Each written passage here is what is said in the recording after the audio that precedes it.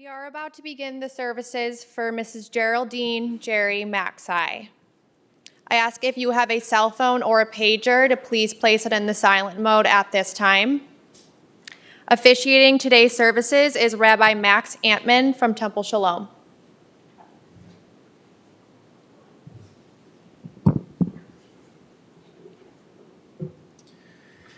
In the rising of the sun, we remember. In the blowing of the wind, we remember. In the opening of buds, we remember. We remember.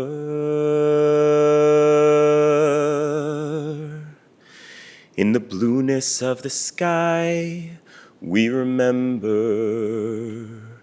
In the rustling of the leaves, we remember. As the year starts and it ends, we remember. We remember.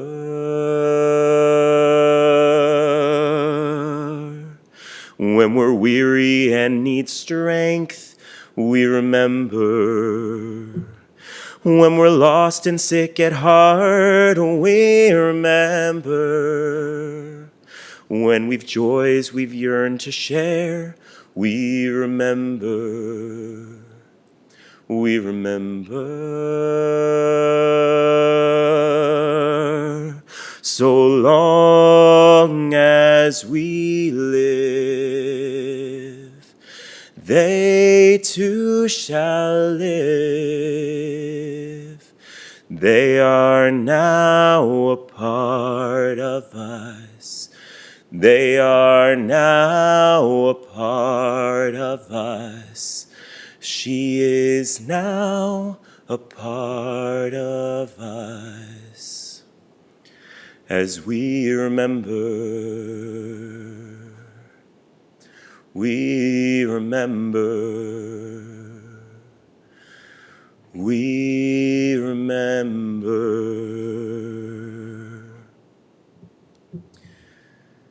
Good afternoon, everyone. My name is Rabbi Max Antman of Temple Shalom of Chicago, and it is my honor to be with you this afternoon as we remember and say goodbye to a truly remarkable human being, Geraldine Gerry Macsai, daughter of the late Rose and Sam Marcus, cherished sister of the late Dorothy Gans, wife of the late John Macsai, mother of Pam, Aaron, Marion, and Gwen, grandmother of Julian, Joel, Dan, Xander, Emma, Ezra, Max, Judah, Sophia, Ren, and Lark, treasured teacher, mentor, neighbor, and friend. Excuse me, I got that wrong. I'm going to say that again. Grandmother, there's a lot of grandchildren. Grandmother of Julian, Joel, Dan, Xander, Ezra, Max, Emma, Ruby, Mo, and Kip. Great-grandmother to Miles, Ava, Maya, Judah, Sophia, Ren, and Lark. Treasured teacher, mentor, neighbor, and friend to all who knew her. And in 97 years on this earth, there were quite a few who got to know this very vibrant woman. The words we will recite today are our verbal response to our sadness, surrounded by the gifts of life and love. They remind us of a warm past, and they challenge us to perpetuate that warmth in the days ahead for ourselves and for future generations. I'll invite up Jerry's daughter, Marion, for some words.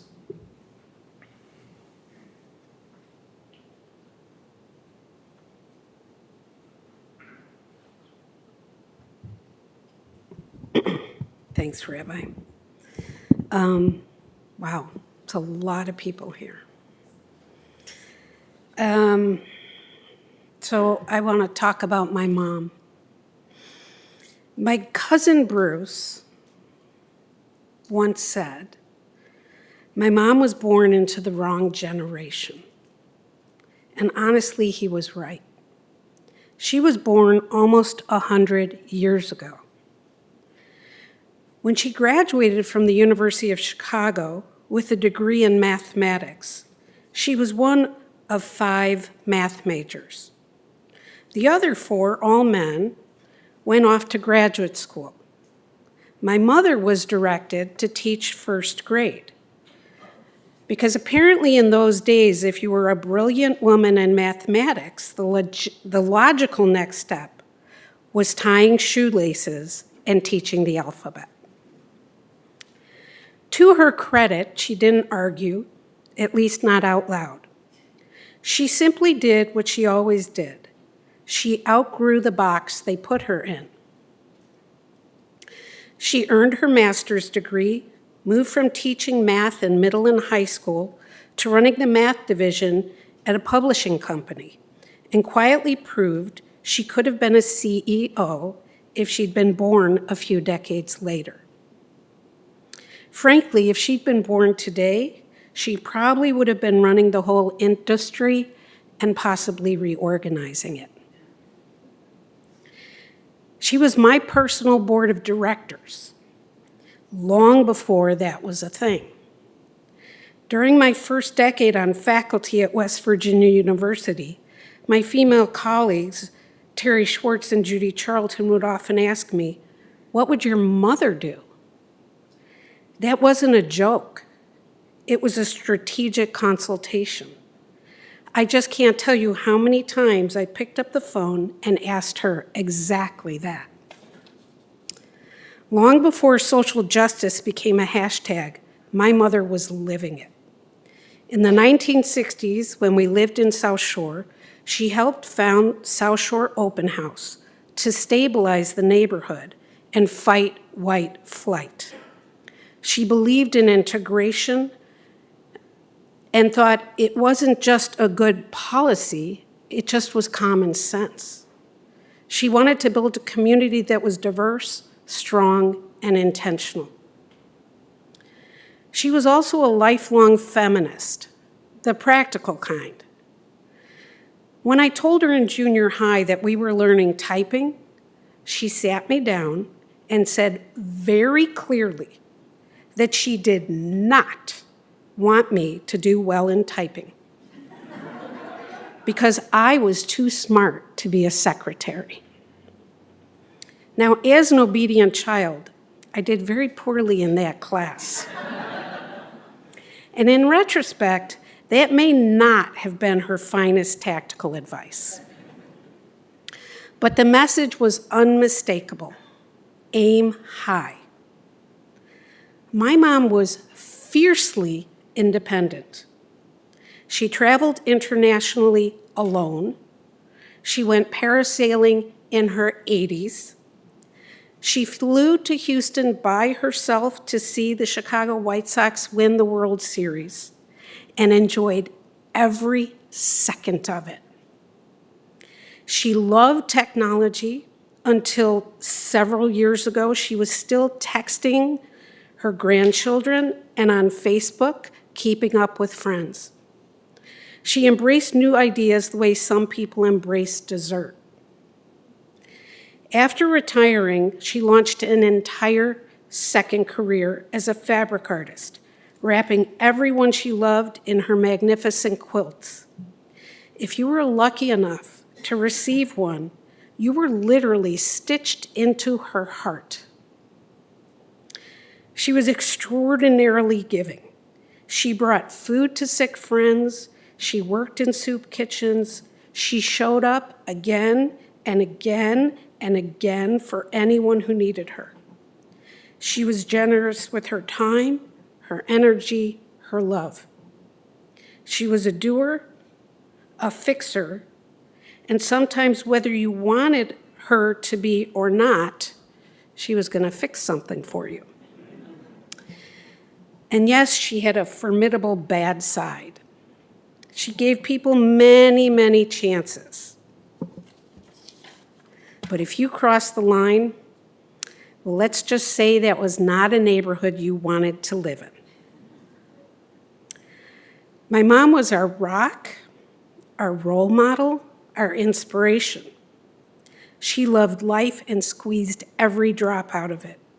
She lived on her own terms and in many ways died on her own terms too. But nothing brought her more joy than her 10 grandchildren and 7 great-grandchildren. She absolutely lit up around them. Even as she was fading, drifting in and out of consciousness, she would rally if one of her grandchildren came to her bedside. She would begin by telling them how much she adored them. And then, true to form, she would start asking about them and their lives. Moments earlier, she might have seemed delirious, and then suddenly she was completely present. Love focused her. In Judaism, we speak of tikkun olam, repairing the world. There is no question that my mother, Gerry Macsai, repaired the world.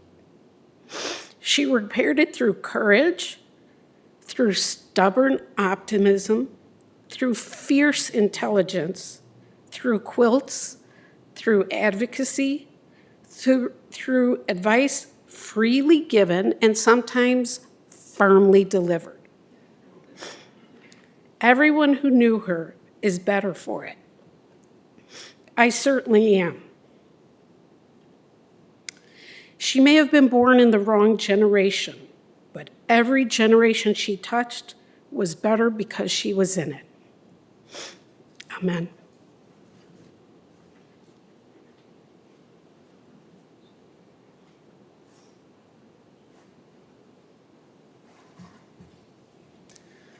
We'll now hear from Jerry's granddaughter, Emma.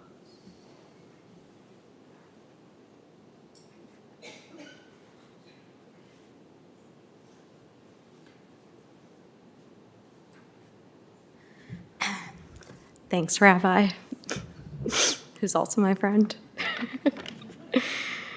And thank you, Mom, for your beautiful words and making it difficult for me to follow you, but I'll do my best. For many years, I would call my grandma before coming over just to give her a heads up before my arrival. Almost without fail, she would respond the same way. Oh, you're coming over? Great, let me just call Barack and Michelle and reschedule. You're way more important. And she meant it. Grandma Gerry would move mountains if it meant spending more time with her grandkids. Throughout my early years, she helped take care of me. Flying to Morgantown, West Virginia, staying with us while my parents were away, helping me clean the sand off my feet after beach days in Bridgman, and coming to visit me at summer camp during my long summers away. But in these last few years, I got to return a little bit of that for her.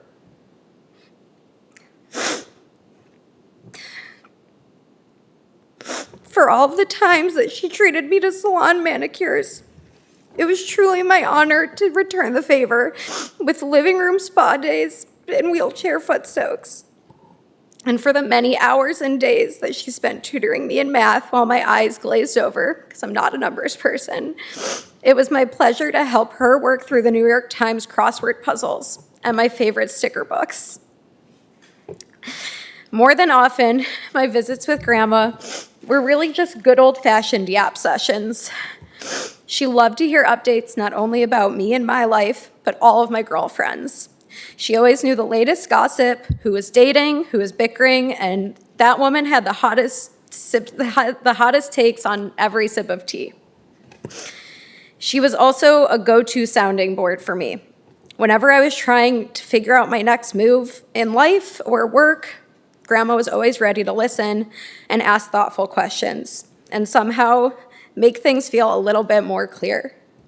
Or to just validate me in fierce agreement that that coworker really was being a pain in my ass. Grandma was my ultimate fangirl, my biggest cheerleader, and my fiercest protector. So while exciting, I was also a little apprehensive about bringing David around to meet her. But all of those nerves melted away within minutes. From her iconic wink across the table and the huge smile on her face, I knew she approved. even though she never stopped reminding me, right up until the very end, that he better not mess it up, or he'd be sorry. And listen, I know that loving someone with dementia has its tough moments, and trust me, there were plenty of hard days. But getting the chance to tell her I'm engaged once a week for about 18 months of engagement really never got old. Some of my favorite memories with Grandma are the small ones. Pre-COVID weekly brunches at Next of Kin, long chats about my ever-changing life plans, and introducing her to some of my favorite musicians while I painted her nails. And of course, there was the time I got in trouble at summer camp for sneaking out. And since my parents were out of the country, I had to call my grandma from the director's office to tell her what big trouble I was in. She answered the phone, listened to my story, and paused simply to say, "Well, sounds like you're having a great time." The memories are endless. And maybe my favorite thing of all were the quiet moments that we shared in rooms full of chaos. The sweet smiles, the winks across the table, or just the squeeze of my hand. Grandma had a way of making the people around her feel seen, feel safe, and feel deeply loved. And I really think I'm the luckiest girl in the world to have had 32 years of being loved by her. Thank you.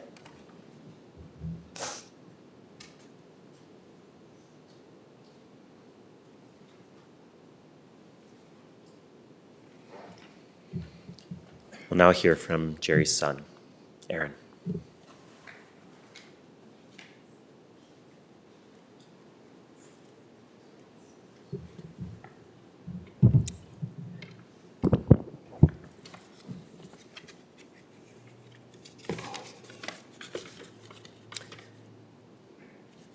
My mom believed in an equality of love.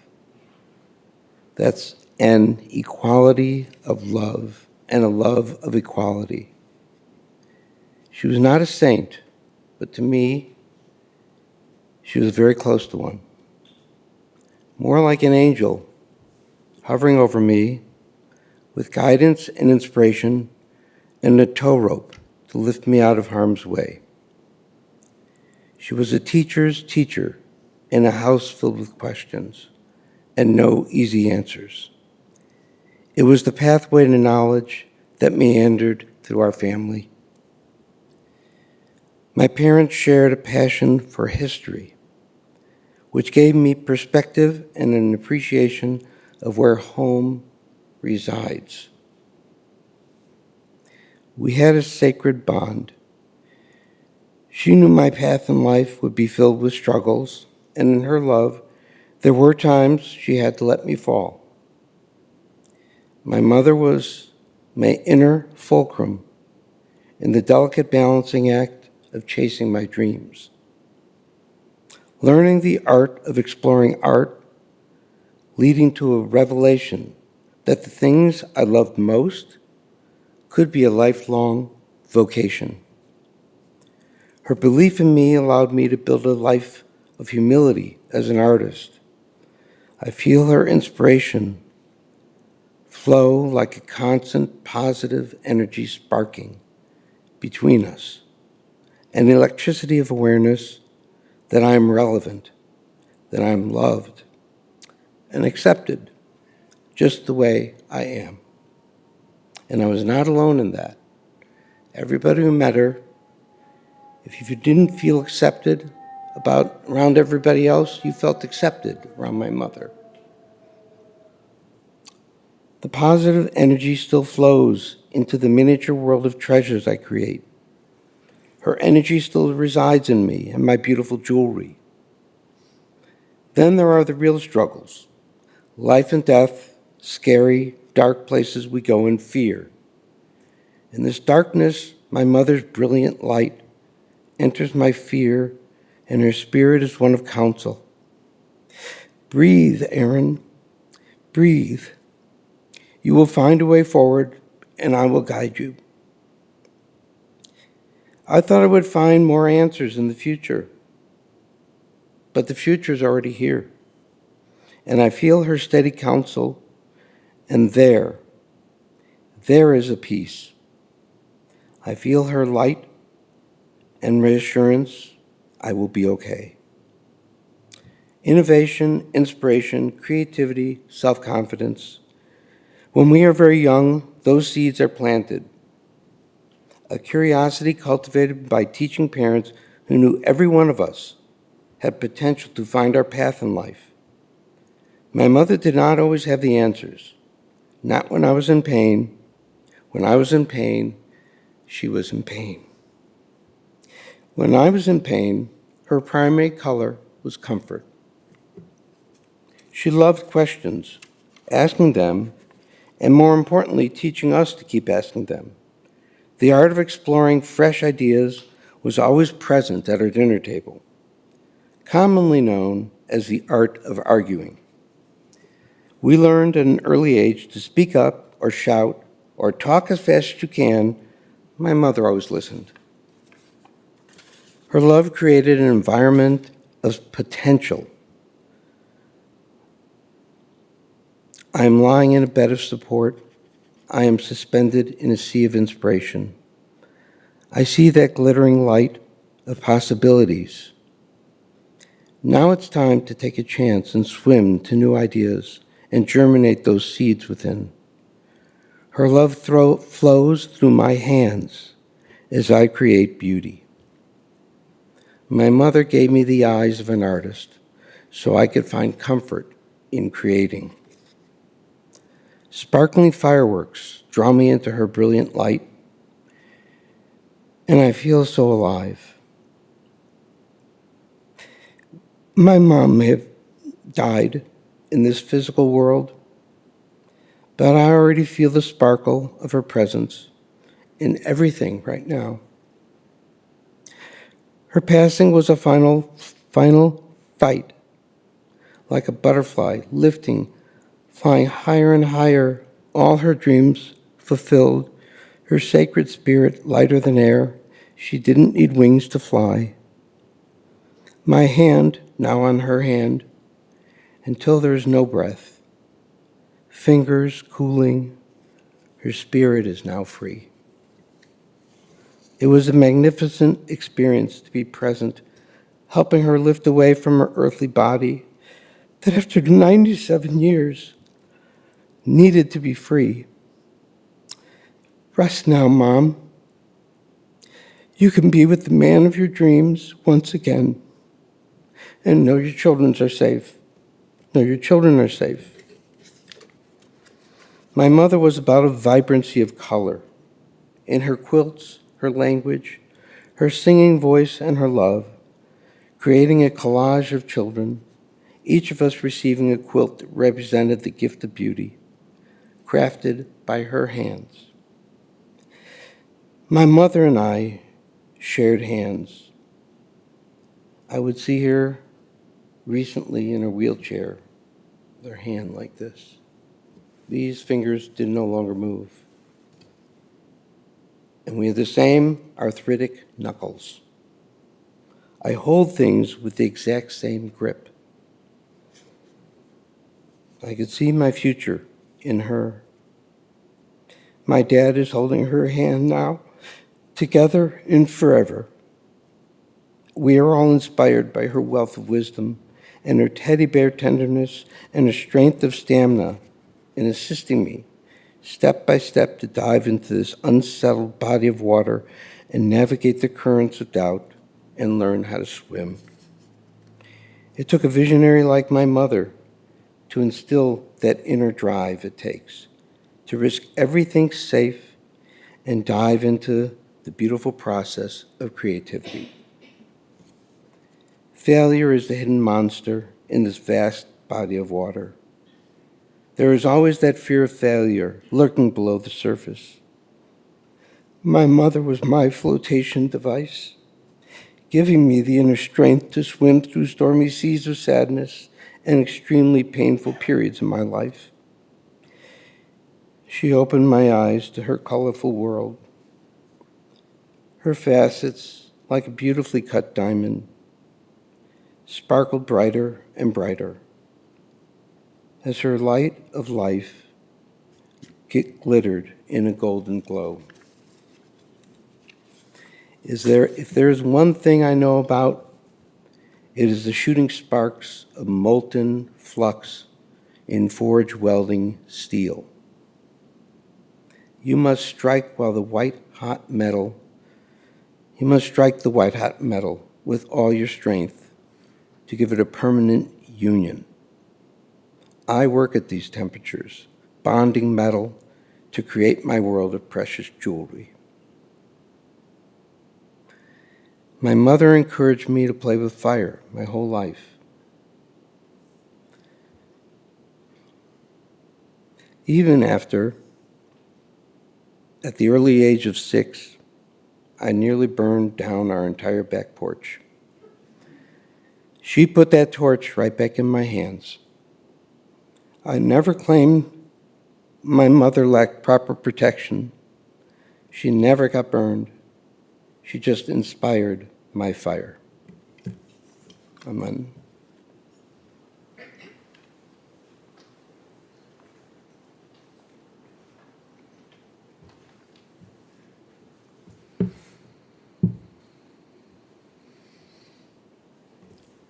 Adonai roi lo echsar bino tesheyar bitseni al mei menuchot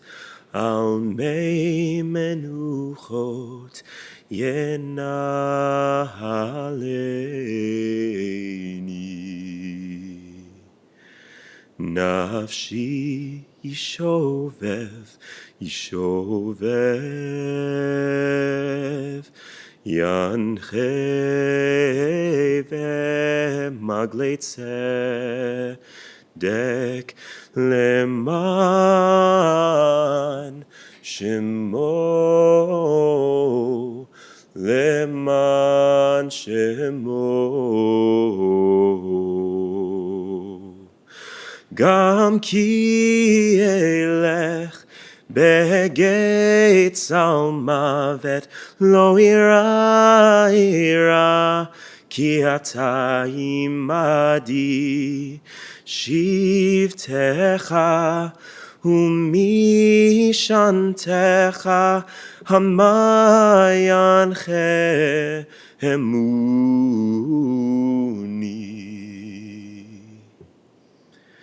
Taroch lefanai Shulchan neged zorai Deshanta beshemen roshi kosi revaya Ach tov v'chesed yirdifuni kol yemei chayai v'shavti beveit Adonai leorech yamim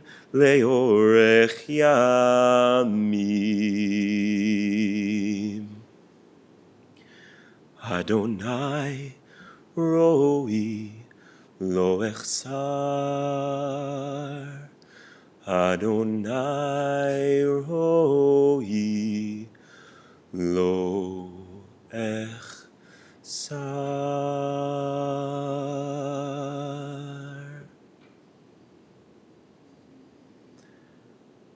Adonai is my shepherd, I shall not want.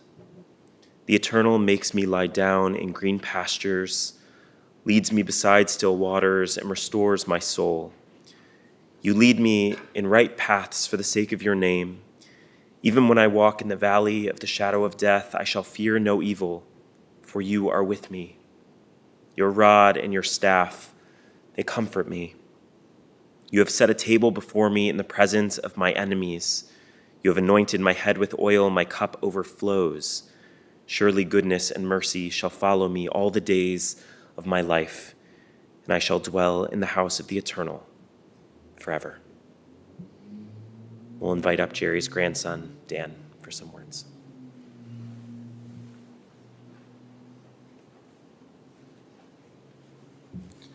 Thank you, Rabbi. Thank you, Dad. Thank you, Emma and Marion.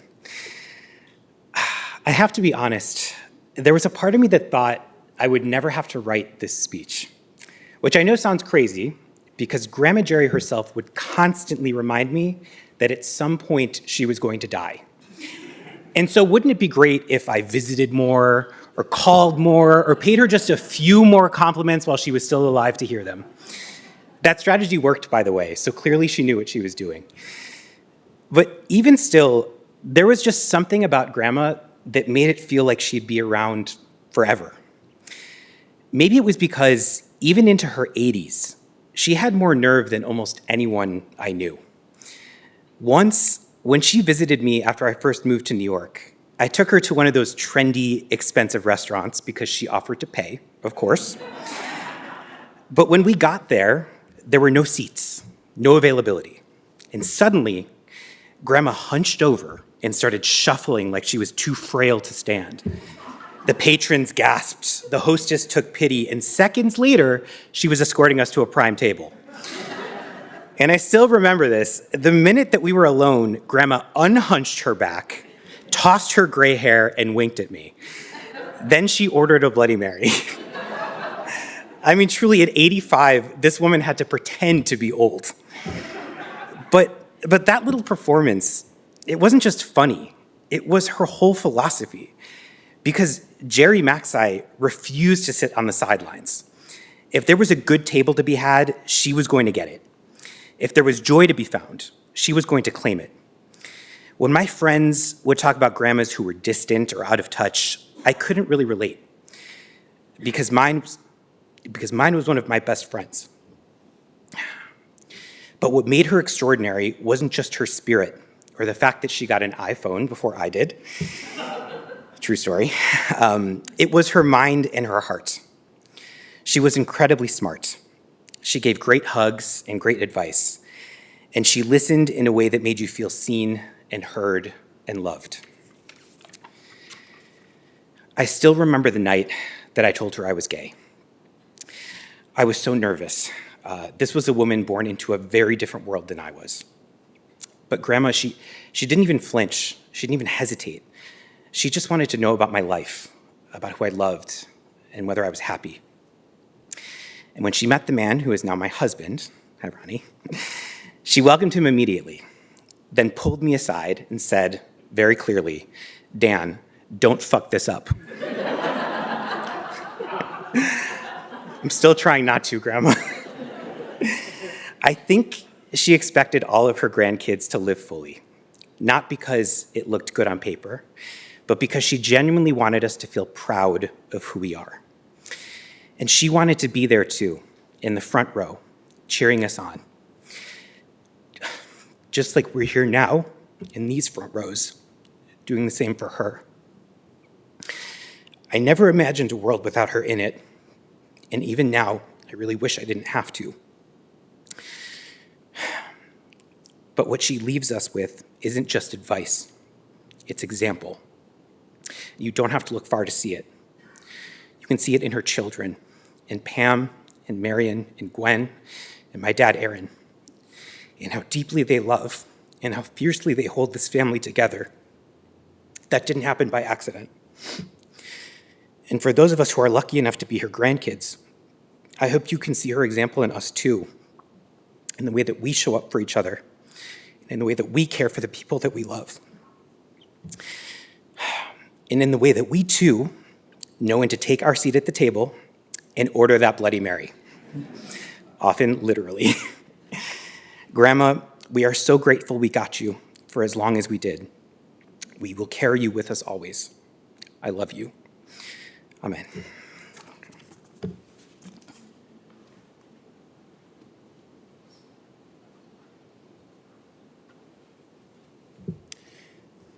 As Dan just shared and Emma shared before him, Gerry was famous for vetting the partners of her children and her grandchildren. And so now we'll invite up one of her many favorites, her son-in-law, Jack.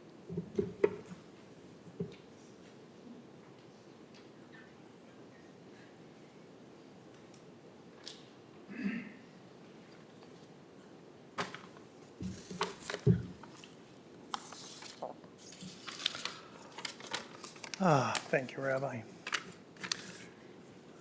It's wonderful to see you all here. Thank you all for being here today.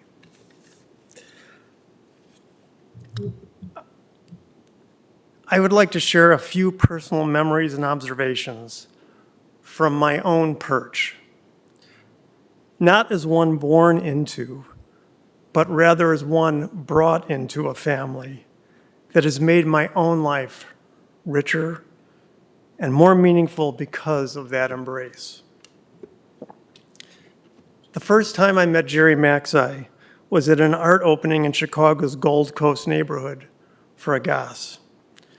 What I remember best is her warmth, a hug so genuine and enveloping, it felt as though we were already family, and I simply hadn't realized it yet. Marion is the love of my life, and I have known how fortunate it was to find her when and how I did. But her parents, Jerry and John, were the extraordinary bonus that came as part of the package, and I've been grateful for that ever since. I had the good fortune to have Gerry Macsai in my life for more than 40 years, more time than I had with my own father of blessed memory. That alone is a gift I will always cherish. She was the matriarch of her family in the truest and most honorable sense of the word. Family always came first.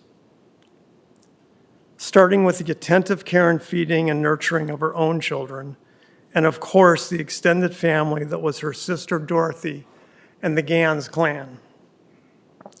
She was a great cook and gracious host, filling her home with birthday celebrations, holiday gatherings, laughter, and warmth. She loved fiercely and loyally, and never would let anyone speak badly of another member of the family. And her son-in-laws, we held a special place in the family hierarchy, eclipsing even her daughters when it came to her protection racket. When illness struck someone she loved, Gerry became a steady and comforting force, a regular Florence Nightingale. When I came down with a staph infection in Morgantown, Marion was pregnant with Emma. The day after I was admitted to the hospital, Gerry was at our doorstep, ready to pitch in with childcare, cooking, and good cheer. She simply showed up. That was Gerry. While John researched the roots of the family tree, Gerry documented its living branches through family photo sessions on a regular basis. As you have heard already, she was a remarkable fabric artist, sewing, knitting, quilting with extraordinary skill. Every grandchild treasures a quilt made by Grandma's hands, stitched with love and intention. The walls of their home and ours are adorned with the creativity she and John shared. Their artistry surrounds us daily, a reminder of the beauty they valued and the creative spirit they nurtured in their family. Gerry's curiosity and adventurous spirit never dimmed. In her later years, she took up the oboe, much to her family's chagrin. She celebrated a belated bat mitzvah. She traveled to Antarctica. She parasailed in Siesta Key. And by sheer good fortune, she happened to be in Houston to witness her beloved Chicago White Sox win the World Series. She lived fully, always open to learning, experiencing, and embracing life. She was a loving and devoted wife to John. Their marriage was strong, joyful, or usually joyful, and enduring. From the day he died, she missed him deeply. Their bond remained constant. Gerry was the last woman standing of her own generation, yet she remained vibrantly engaged with all the generations that followed, especially her children, grandchildren, and great-grandchildren. To the very end, her first question was always the same: how are you? She truly wanted to know. Nothing would have made Grandma happier than to see all of her children and grandchildren and even some of her great-grandchildren here today. When Marion told her just a few short weeks ago that Lori O'Hare's mom died at age 94, she said, "Kenahora." And then she said, "Holy moly." And so, in the spirit of my dear, beloved mother-in-law, on her own passing at 97, I say, Kenahora and holy moly. May her memory be a blessing.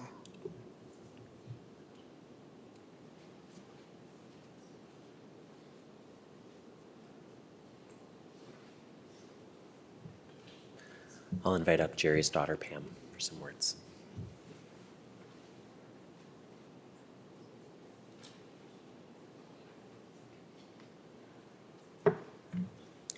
Don't worry, I'm bringing up the rear. So, because we could go on and on. If there's ever been someone who was truly meant to make a lasting impact on their community, it's my mom. That's why we're all here today, to celebrate and honor her incredible gifts.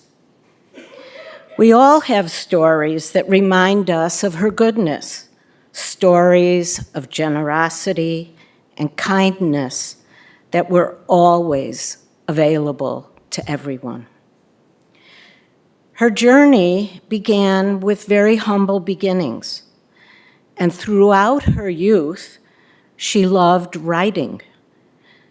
She left us with a collection of insightful narratives about her own family, a clear understanding of the paths that she chose and the reasons behind them. She was deliberate and steadfast in her beliefs, and she always supported her family no matter what. The energy that kept her going was us and you. Not awards, not recognition, but the simple joys that she found in everyday human interactions, rooted in love and kindness.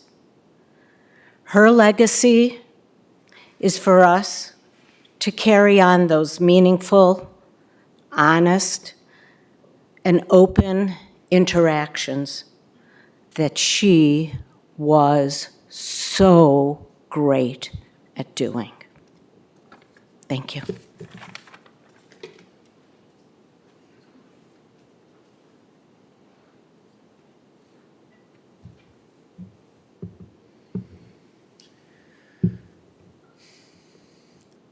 Long ago, the sages wrote about two ships. One of them was leaving its harbor, the other coming back in. Crowds surrounded the outgoing ship, giving it a hearty send-off. Yet no one stood by the harbor, waiting to usher in the returning ship. Someone standing by spoke. "Rejoice," they said, "not over the ship that is setting out to sea, for you know not what dangers lurk before it, but rather over the ship that has reached port safely. and brought back all of its passengers in peace. So too, our sages teach us it is with life. When a person is born, one should not rejoice, for it is not known what kind of person they will be. But when a person completes their time on this earth with a good name and a legacy of love, it is our responsibility to rejoice. What an honor it is to celebrate the journey that was Gerry Macsai's life, and to see in all those who loved her what a profound legacy she has left in this world. Gerry was, as her children said, a force of nature. You didn't want to be on the wrong side of something she felt strongly about, and that was a lot of things. Progressive candidates and causes, the supremacy of mathematics as a learned subject, the healing power of a brisket, and the absolute importance of family.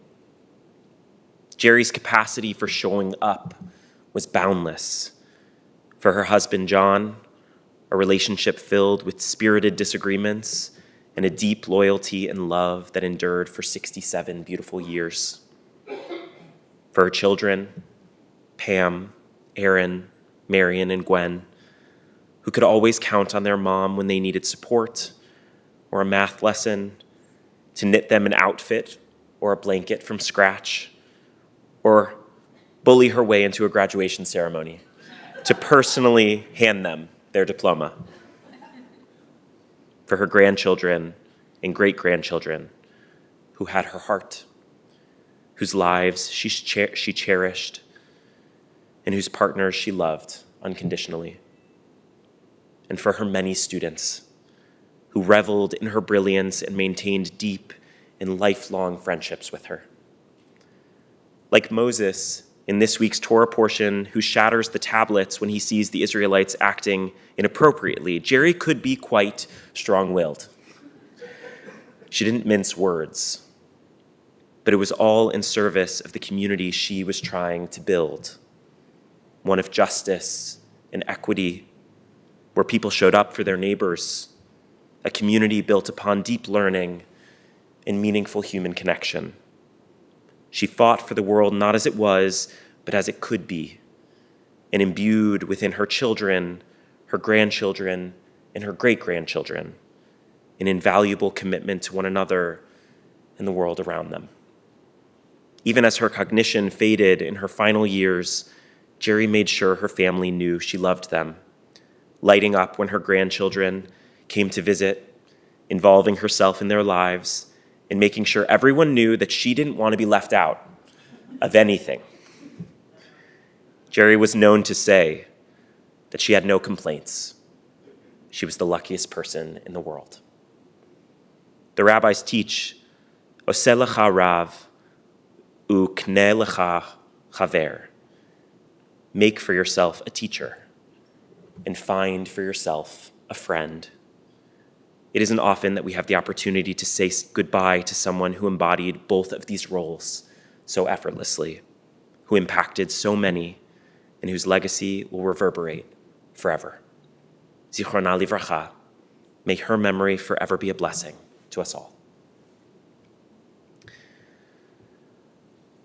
I'll invite us now, in all the ways we are able, to rise for the recitation of El Malei Rachamim, a central liturgical piece which you can find in your little handouts, which asks the source of all life to protect the soul of our beloved Gerry as she enters eternity.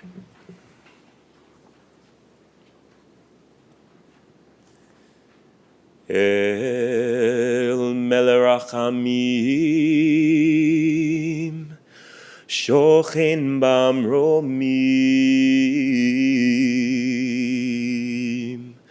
Hamtzei Menucha Nechona, Tachat Kanfei Hashkina. Im kedoshim utorim kezohar harakia mazhirim et nishmat Getel bat Shmuel vel Rachel shel chalcha leolama. Baal harachamim yastireha beseter kenafav leolamim. Vayitzror bitzror hachaim et nishmata. Adonai hu nechalata. V'tanuach bashalom al mishkava. V'nomar Amen. May the source of life, the fountain of being, open our hearts to compassion and our eyes to wisdom, that we may glimpse in perfect peace and sadness the way of all things. May Gerry's memory be for a blessing, and may we never let the light of her love grow dim in our hearts. May we remember all her worthy and righteous deeds, that her memory be forever bound up in the bond of life. The eternal is our source and our destination, our beginning and our end. May Gerry's death awaken us to this truth, that the bond of love we shared and share not be severed in sorrow. May she rest in peace, as together we say, Amen. We'll now join together in Kaddish Yatom, our mourner's Kaddish, which I believe is on the back side of your pamphlets. Yitkadal v'yitkadash shemei rabbah, be'alma divra chirte v'yamlich malchute, b'chayechon uvyomechon uvchaye dechol Beit Yisrael, ba'agala uvizman kariv v'imru. Yehei shmei rabbah mevarach leolam u'lalmei almaya, yitbarach v'yishtabach v'yitpa'ar v'yitramam v'yitnaseh, Vitadar, Vitale, Vitalal, Shemed Kudsha, Barichu, Le'ela min kol birchata v'shirata, tushbechata v'nechamata, ta'amiram be'alma v'imru. Yehei shlama rabba min shemaya, v'chayim aleinu ve'al kol Yisrael v'imru. Oseh shalom b'mromav, hu ya'aseh shalom, aleinu ve'al kol Yisrael v'imru. Oseh shalom b'mromav, hu ya'aseh shalom, aleinu ve'al kol Yisrael, ve'al kol yoshvei tevel, ve'imeru. Amen.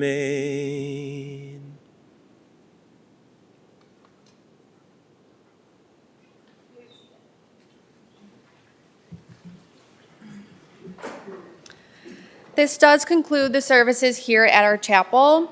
The Shiva will be today, immediately following this service from until 9 p.m. tonight at 1501 Hinman Avenue in Evanston. Memorial contributions can be made to the Evanston Scholars or to Books and Breakfast. For those of you here, that information can be found on the inside of your service folder. For all of those of you who are online on the live stream, that information can be found on our website, chicagojewishfunerals.com. Please rise as we escort the family from the chapel.